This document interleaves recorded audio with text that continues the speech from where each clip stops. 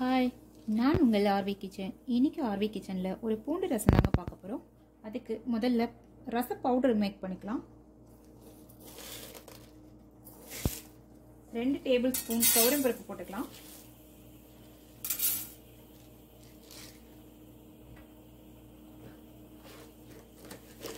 கூடவே 2 table spoon வரமல்லி போட்டுக்கலாம்.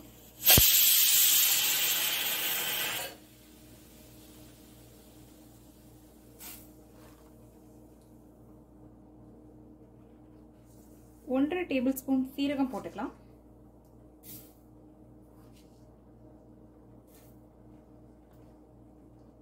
மிளகு 1/2 டேபிள் ஸ்பூன் போட்டுக்கலாம்.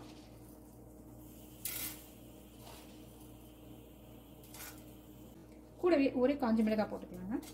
இதெல்லாம் ட்ரை ரோஸ்ட் பண்ணிக்கலாம். இதெல்லாத்தையும் வறுத்துக்கலாம் எண்ணெய் போடாம.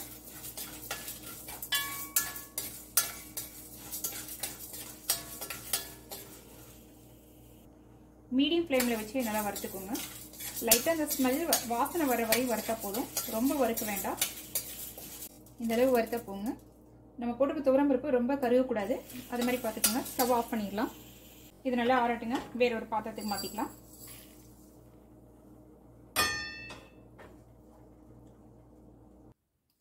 ஆறு பல்லு பூண்டு எடுத்துருக்கேங்க.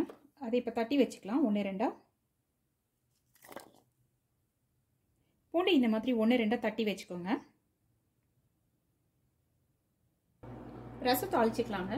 1 டேபிள் ஸ்பூன் ஆயில் போட்டுக்கலாங்க. 1/4 டேபிள் ஸ்பூன் கடுகு போட்டுக்கலாங்க. கடுகு நல்லா பொரியுதுங்க. ஒரு காஞ்ச மிளகாய் எடுத்து 3 கிள்ளி வச்சிருக்கேன், அதையே ஆட் பண்ணிக்கலாம். ஒரு பெரிய தக்காளி எடுத்து கட் பண்ணி வச்சிருக்கேங்க சின்ன சின்னதா. கூடவே ஒரு கொத்து கருவேப்பிலை எடுத்து வச்சிருக்கேன், அதையே ஆட் பண்ணிக்கலாம்.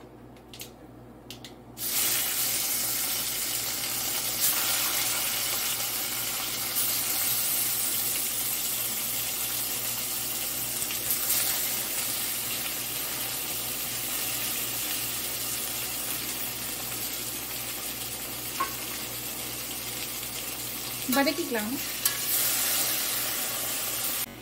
6 பல்லு பூண்டு எடுத்து தட்டி வச்சோம் இல்லைங்களா, அதையே ஆட் பண்ணிக்கலாம். இப்பவே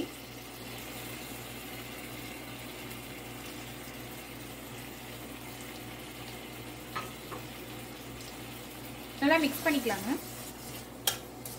தக்காளி நல்லா வதங்குற வரையும் நல்லா வதக்கிக்கலாம். தக்காளி நல்லா வதங்கிருச்சுங்க. இப்போ நம்ம மஞ்சள் தூள் ஆட் பண்ணிக்கலாம். 1/4 டேபிள் ஸ்பூன் மஞ்சள் தூள் ஆட் பண்ணிக்கலாங்க. கூடவே கொஞ்சம் பெருங்காயத்தூள் ஆட் பண்ணிக்கலாங்க. நல்லா மிக்ஸ் பண்ணிக்கலாம். நல்லா மிக்ஸ் பண்ணியாச்சுங்க. 10 நிமிஷத்துக்கு முன்னாடி சின்ன புளியை எடுத்து கரைச்சி வச்சிருக்கேன், அதையும் ஆட் பண்ணிக்கலாம்.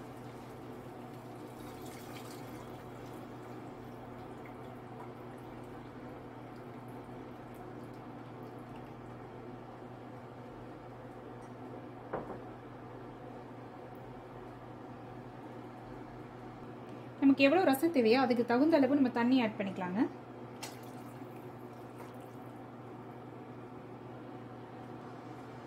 முக்கால் டேபிள் ஸ்பூன் சால்ட் ஆட் பண்ணிக்கலாங்க. பார்த்துட்டு வேணும்னா ஆட் பண்ணிக்கலாங்க. நல்லா மிக்ஸ் பண்ணிக்கலாம். இது நல்லா கொதிக்கட்டுங்க. அதுக்கு நம்ம வறுத்து வச்சிருக்கோம் இல்லைங்களா ரச பொடிக்க, அதை அரைச்சிட்டு வந்துடலாம்.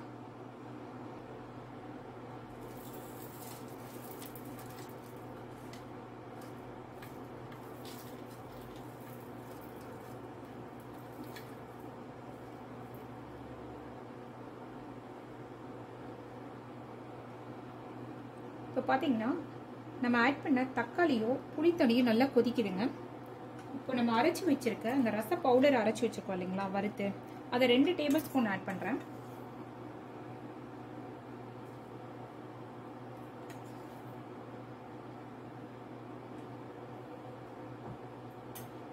ஸ்டவ் வந்து சிம் பண்ணி மிக்ஸ் பண்ணிக்கலாம். நல்லா மிக்ஸ் பண்ணிட்டு இப்போ வந்து சால்ட்டும் நம்ம ஆட் பண்ண மசாலாவும் போதுமானு நம்ம செக் பண்ணிக்கலாங்க ஒரு தடவை. ரசத்துக்கு எனக்கு இன்னும் கொஞ்சம் மசாலா பவுடர் தேவைப்படுதுங்க. ஸோ இன்னும் கொஞ்சம் 1/2 டேபிள் ஸ்பூன் எடுத்துக்கிறேன், அதையே ஆட் பண்ணுறேன். சால்ட் ஒரு 1/2 டேபிள் ஸ்பூன் ஆட் பண்ணுறேங்க.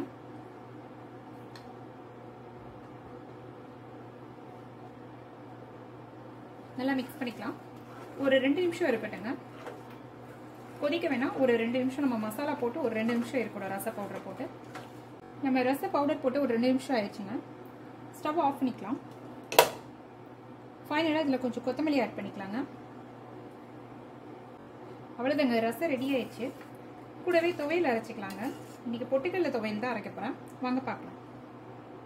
இப்போ பொட்டுக்கடலை துவையலுக்கு பார்த்தீங்கன்னா கொஞ்சம் பொட்டுக்கடலை, ஒரு காஞ்ச மிளகாய், 2 பல்லு பூண்டு, ஒரு 2 டேபிள் ஸ்பூன் தேங்காய் சேர்த்துருக்கேங்க. கொஞ்சம் கருவேப்பிலை, கொஞ்சம் இதோட சேர்த்து உப்பு சேர்த்து அரைச்சிட்டு வந்துடலாங்க. ஃபைனலாக துவையலும் ரெடி ஆயிடுச்சுங்க. இதே மாதிரி நீங்களும் ட்ரை பண்ணி பாருங்கள். ட்ரை பண்ணி பார்த்துட்டு எப்படி வந்ததுன்னு கமெண்ட் பண்ணுங்கள், லைக் பண்ணுங்கள், ஷேர் பண்ணுங்கள், சப்ஸ்கிரைப் பண்ணுங்கள். தேங்க்யூ, பாய்.